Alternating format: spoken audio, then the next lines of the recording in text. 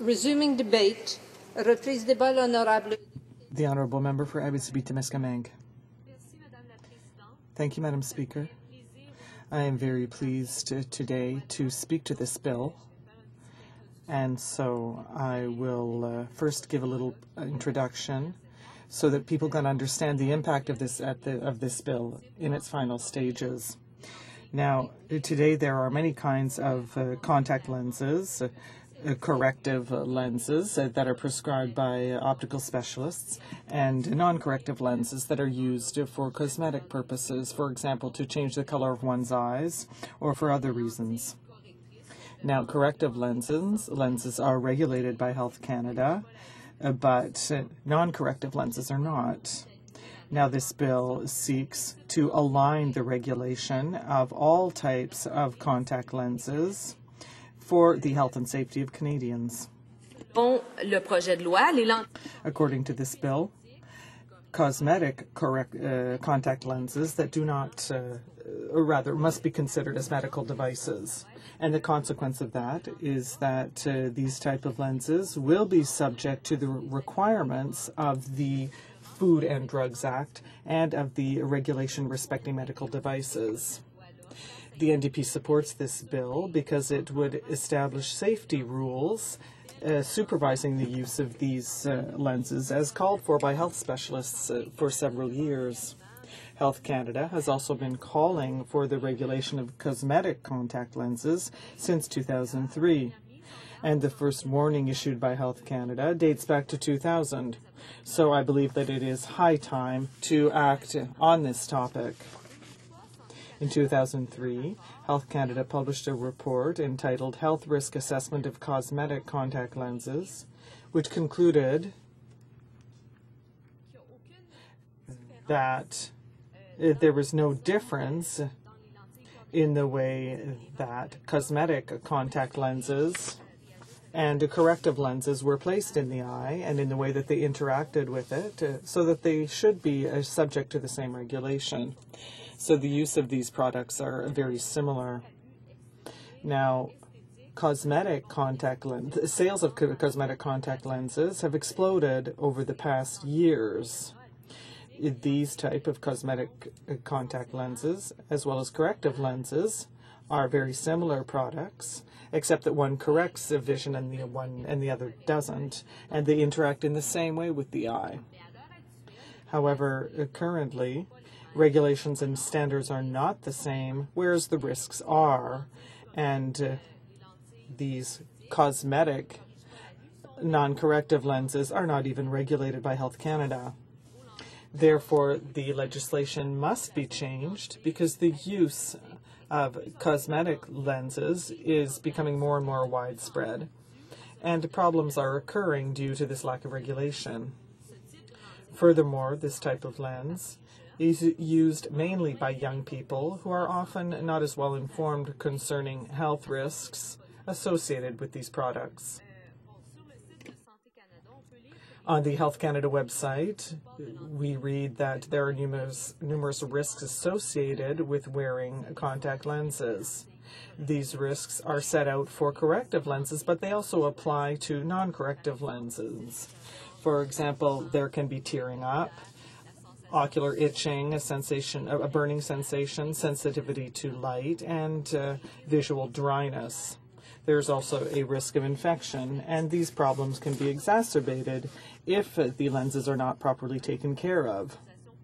Another risk is prolonged use of contact lenses, especially during the night, because this seriously increases the risk of corneal ulcers. An ulcer can even perforate or scar the cornea in the space of 1 or 2 days, leaving a permanent scar, and this can even lead to blindness. Therefore, the complications and injuries attributed to the wearing of contact lenses that are only cosmetic may have greater complications. In a study done in France, there can be 12 times more complications, and this is due to a lack of regulation, poor adaptation to the eye, or a poor adaptation to the needs of the purchaser.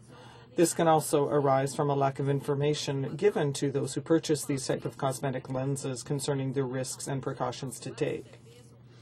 Now, these type of cosmetic lenses can be purchased in many rather odd places.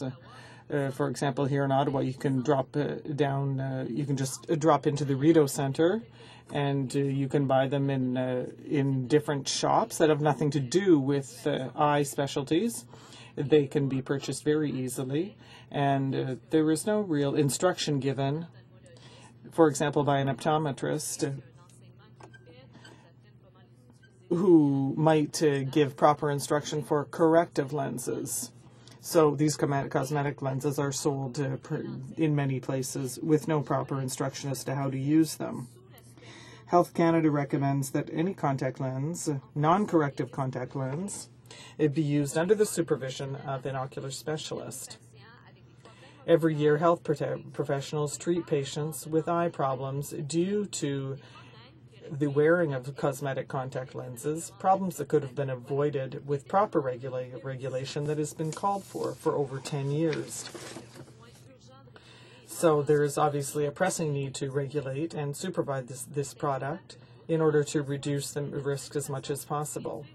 All of these types of lenses must be regulated in the same fashion to reduce risks for Canadians. One of the most serious risks is blindness.